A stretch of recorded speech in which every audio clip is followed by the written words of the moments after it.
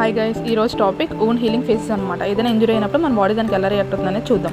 First step ఏంటంటే haemostasis అనమాట. అక్కడ ఏమవుతుందంటే ఇంజరీ అయిన ప్లేస్లో ఉన్న బ్లడ్ వెజల్స్ అనేవి కన్స్ట్రిక్ట్ అవుతాయి అనమాట, బ్లడ్లోనే ఆపడానికి.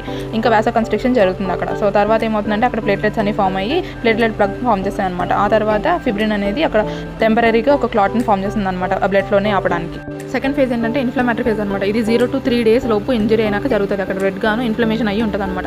అక్కడ ఏమవుతుందంటే అక్కడికి న్యూట్రోఫిల్స్, మ్యాక్రోఫేజెస్ అనే సెల్స్ వచ్చి అక్కడ ఉన్న బ్యాక్టీరియాని, డెడ్ టిష్యూని, డెబ్రీస్ని మొత్తం రిమూవ్ చేస్తూ ఉంటాయి. ఇంకా అలాగే సైటోకైన్స్, గ్రోత్ ఫ్యాక్టర్స్ అనే వాటిని రిలీజ్ చేస్తూ ఉంటాయి అనమాట. ఎందుకంటే అక్కడ రిపేర్ అనేది స్టార్ట్ అవుతుంది. సో ఇన్ఫ్లమేటరీ ఫేజ్లో ఏమవుతుందంటే రిపేర్ అనేది మళ్ళీ స్టార్ట్ అవుతుంది అనమాట. ఇక్కడ నెక్స్ట్ ఫేజ్ ఏంటంటే ప్రొలిఫరేటివ్ ఫేజ్ అనమాట. ఇది 3 to 21 days ఇంజరీ అయినప్పుడు జరుగుతుంది అనమాట. దీంట్లో ఏమవుతుందంటే గ్రాన్యులేషన్ టిష్యూ అనేది ఫామ్ అవుతుంది. దాంతోపాటు ఫైబ్రోబ్లాస్ట్ సెల్స్ ఏవైతే ఉన్నాయో అవి కొల్లాజన్ని ఫామ్ చేస్తున్నాయి అనమాట. దీనివల్ల ఏమవుతుందంటే ఎపిథెలియలైజేషన్ జరుగుతుంది. న్యూ ఎపిథీలియం లేయర్ అనేది ఫామ్ అవుతుంది అనమాట ఇంజరీ అయిన ప్లేస్లో. అలాగే అక్కడ ఏవైతే బ్లడ్ వెజల్స్ ఇంజరీ అయి ఉన్నాయో అవి కొత్త బ్లడ్ వెజల్స్గా ఫామ్ అవుతుంది. దాన్ని యాంజియోజెన్సిస్ అంటున్నాం మనం ఇక్కడ. Next step remodelling face. ఇది 3 weeks to 1 year జరుగుతుంది అనమాట ఇంజరీ అయినాక. దీనిలో ఏమవుతుందంటే కొలాజన్ 3 టైప్ అనేది type 1గా మారి అక్కడ స్ట్రెంత్ని గెయిన్ చేసుకుంటుంది. సో ఇంకా స్ట్రెంత్ అయిపోతుంది అనమాట. ఇంకా అలాగే స్కార్ టిష్యూ అనేది ఫామ్ అవుతుంది.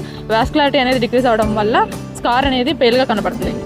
అంతే guys, bye. If you want any topic please comment me down.